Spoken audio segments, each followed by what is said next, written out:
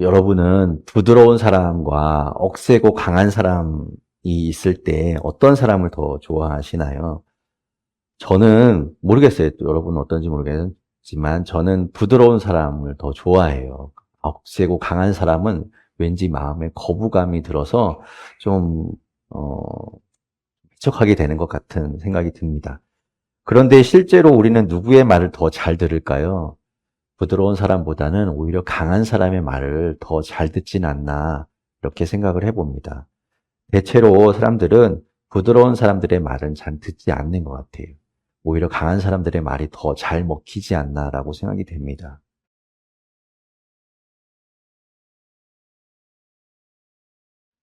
오늘 본문에 보면요, 바다에서 올라오는 짐승이 등장을 해요.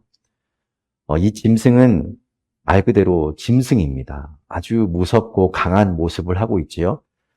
전혀 부드러운 모습이 아니에요. 그래서 사람들이 그 짐승을 보고 혐오스러워하고 외면하고 그리고 배척할 것 같지만 의외로 사람들은 놀랍게도 그 짐승을 따르고 경배하는 걸 볼 수 있습니다.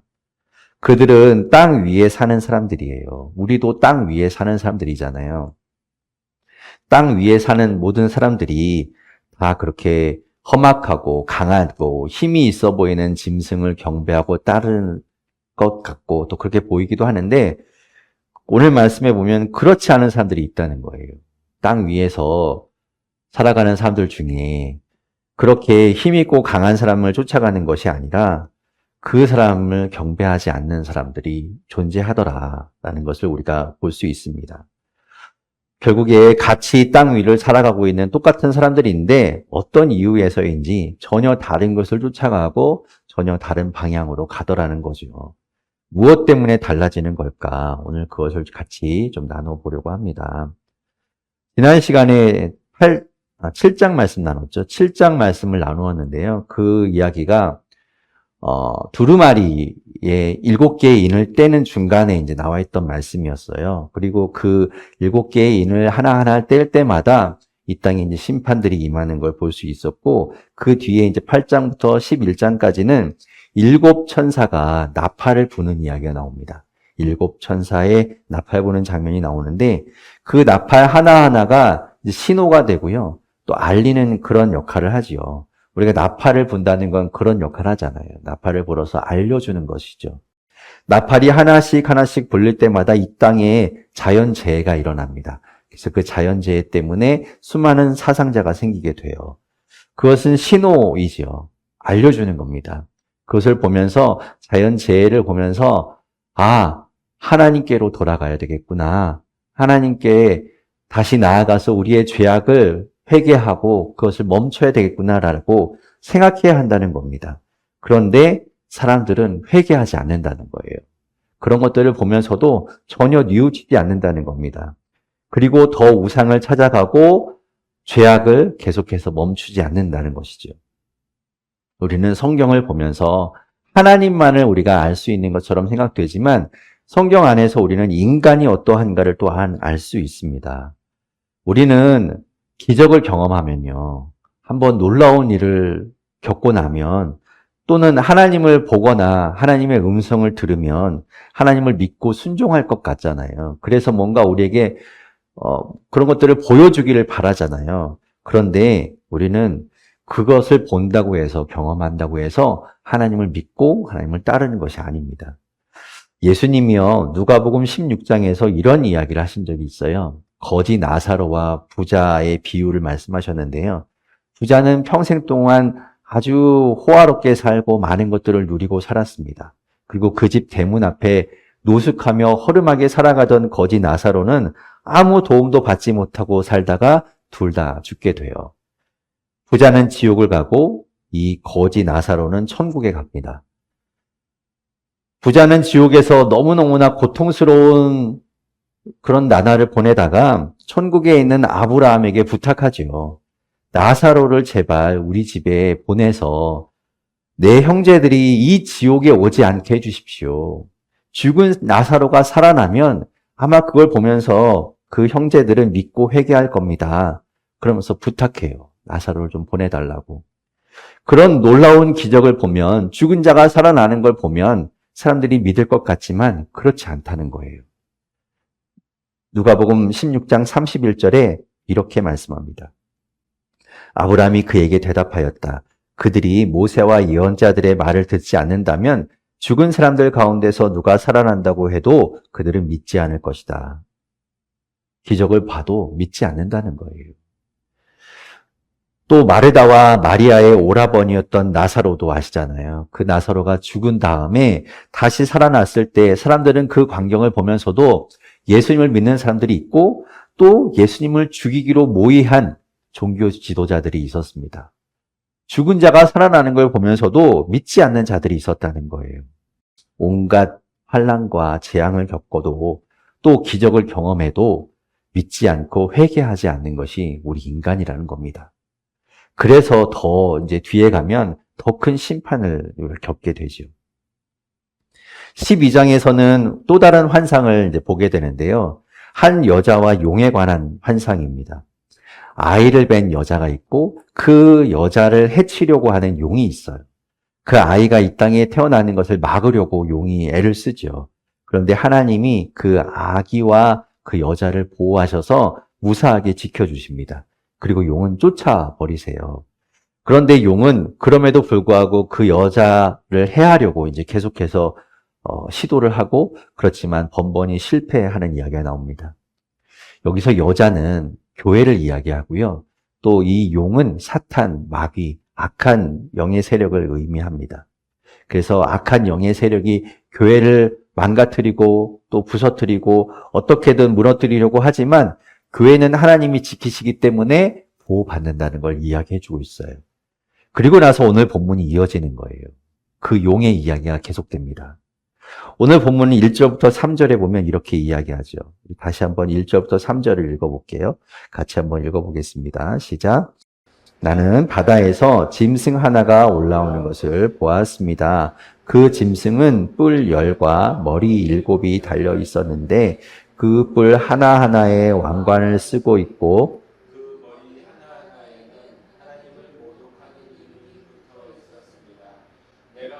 그 짐승은 표범과 비슷한데 그 발은 밤의 발과 같고 그 입은 사자의 입과 같았습니다. 그 용이 자기 힘과 왕위와 큰 권세를 이 짐승에게 주었습니다. 그 머리들 가운데 하나는 치명상을 입은 듯하였습니다. 그러나 그 치명적인 상처가 나으니 온 세상은 놀라서 그 짐승을 따라갔습니다. 아멘. 짐승이 하나 바다에서 올라오죠. 이 성경에서 이야기하는 바다는 결코 좋은 곳이 아니에요. 그곳에서 이제 짐승이 하나 올라오는데 그 짐승은 2절에 있는 것처럼 용에게 이제 권세를 받고 힘을 받는 짐승입니다. 그런데 그 짐승이 어떤 모습을 띠고 있는가 하면 뿔도 많이 달려 있고 머리도 여러 달려 있어요. 그리고 그 모습이 하나의 어떤 모습을 띠고 있는 것이 아니라 여러 가지 어떤 맹수와 또 그런 짐승이 합쳐진 것처럼 보이는 그런 모습을 하고 있죠. 아주 괴이한 모습을 하고 있습니다. 이 모습은요, 이 요한계시록이 다니엘서와 연결된다고 이야기했었는데 다니엘 7장에 나왔던 그 다니엘이 본 환상과 연결되는 걸 알 수 있어요. 제가 다니엘 7장 3절부터 7절까지 이 말씀 뭘 읽어볼까 했는데 너무 기네요. 그냥 이렇게 한번 보시고요. 예, 여기 보면 짐승이 나오는데요. 짐승들이 이제 4짐승이 나옵니다. 그 짐승이 각각의 어떤 형상을 띠고 있는데 그리고 그 짐승만 있는 게 아니라 그 짐승에는 여러 뿔이 달려있고 머리가 있고 막 이래요. 이게 무엇을 나타내는가 하면 이 각각의 짐승들은 제국을 나타냅니다. 왕국을 나타내죠. 뭐 페르시아, 또 어떤 로마 제국, 뭐 이런 헬라 제국, 이런 제국들을 나타내고 그 머리와 뿔들은 각각의 왕들을 나타냅니다. 그러니까 제국마다 새로운 제국이 나타나고 그 제국의 왕들이 이제 나타나게 된다는 걸 말하고 있어요. 세상에 가장 강력한 권력을 가진 것 같은 왕들이 나타나는 것이고 그 왕이 등장하면서 그는 용에게서 권세를 받고 또 용을 경배하는 자로 비춰지게 되죠. 그것이 이제 요한계시록 오늘 본문에 나오는 이야기입니다. 그 짐승은 용의 조력자이고요. 용의 하수인이고 용의 실행자로 나타납니다. 그래서 하나님을 모독하게 되죠. 하나님은 이 짐승이 나타나서 하나님을 모독하는데 그것을 물리치지 않고 그냥 두시죠. 왜 그것을 허락하시는가? 그것은 이렇게 지정되어 있는 기간이 있고 그 기간 동안만 그 짐승이 활동하기 때문입니다. 42달이라는 기간을 정해놓고 그 기간 동안만 이 짐승이 권세를 펼치도록 하나님께서 한시적으로 허용했어요. 왜 하나님은 이 짐승의 활동을 허용하시는가? 왜 그걸 내버려 두시는가? 이 짐승이 하나님을 모독하고 있는데도 강력한 힘과 권세를 가지고 사람들 위에 군림하면서 땅 위에 있는 사람들을 현혹하고 그들을 다 사로잡아서 하나님을 모독하는데 왜 하나님은 그 짐승을 그냥 두시는가? 그것은요, 그것을 통해서 구분되고 가려지게 하시려는 뜻이 있는 거예요. 오늘 본문 8절에 보면 이렇게 이야기하는데요. 오늘 본문 8절을 같이 한번 읽어볼게요. 함께 읽겠습니다. 시작. 그러므로 땅 위에 사는 사람 가운데서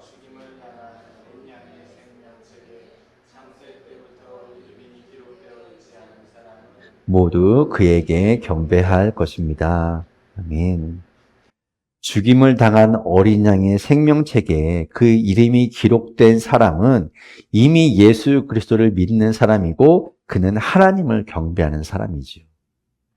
그렇기 때문에 땅 위에 살고 있는 다른 사람들은 그 강한 권세와 힘 앞에서 굴복하고 그 짐승을 따르고 경배하지만 성도는 하나님의 백성은 생명책에 이름이 기록된 자들은 그렇지 않고 오직 하나님만을 경배하고 하나님만 따른다는 겁니다. 그게 드러나는 거예요.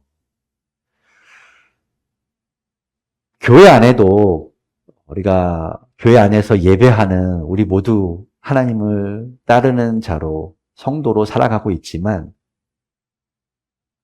중요한 건요. 드러나는 날이 있을 거예요.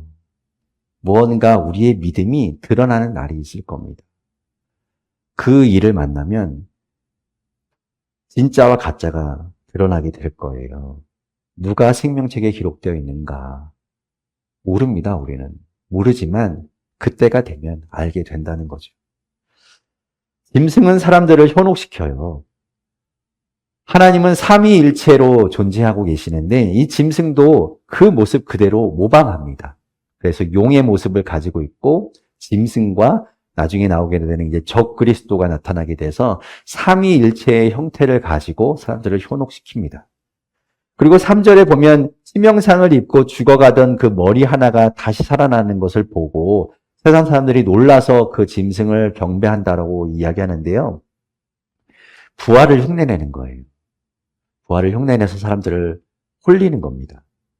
그리고 짐승은 다스리는 권세를 가지고 있지요.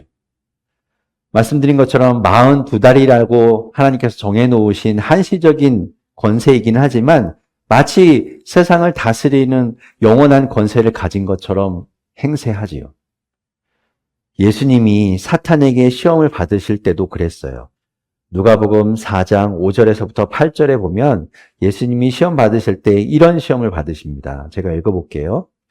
그랬더니 악마는 예수를 높은 데로 이끌고 가서 순식간에 세계 모든 나라를 그에게 보여주었다. 그리고 나서 악마는 그에게 말하였다.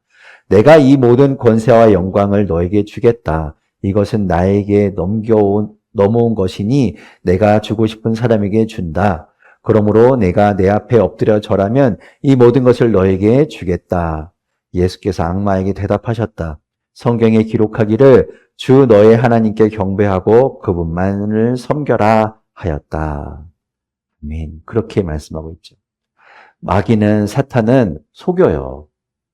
자기가 진짜 가진 그 권세가 영원하고 정말로 모든 것을 가진 것처럼 이야기하지만 그렇지 않다는 거예요. 거기에 속으면 안 된다는 거죠.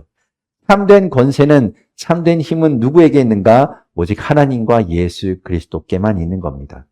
마태복음 28장 18절에서 예수님이 말씀하셨어요. 나는 하늘과 땅의 모든 권세를 받았다라고 말씀하셨습니다. 그걸 주신 분도 하나님이시고 받은 분도 예수 그리스도 그분만 존재하고 있는 거예요. 그러므로 우리는 하나님께 경배하고 하나님만을 따르고 섬겨야 하는 겁니다. 세상에는요, 강력한 짐승들이 계속해서 등장해요. 하나가 없어지는 듯하면 또 다른 하나가 등장합니다. 그리고 사람들을 현혹시키죠. 권력을 가진 왕의 모습으로 나타나기도 하고 어마어마한 부를 가진 재력가의 모습으로 나타나기도 하고 인기를 가진 성공한 사람의 모습으로 나타나기도 해서 사람들을 현혹시키고 하나님을 모독하면서 하나님을 경배하지 못하게 만듭니다. 말씀드린 것처럼 사람들은 그 강한 모습에 끌려가요. 거기에 굴복합니다. 그리고 그들을 추앙하고 경배하죠. 그렇다면 땅 위에 사는 다른 사람들처럼 똑같이 살아가고 있는 우리는 생명책에 기록되어 있는 성도라고 해서 안심할 수 있는가? 그럼 그것으로 끝나는 것인가? 그렇지 않고 오늘 본문에 보면 필요한 것이 있다라고 이야기하고 있어요. 오늘 보면 10절에 이렇게 이야기합니다. 10절 같이 한번 읽어볼게요. 함께 읽겠습니다. 시작. 사로잡혀 가기로 되어 있는 사람이면 사로잡혀 갈 것이요. 칼에 맞아서 죽임을 당하기로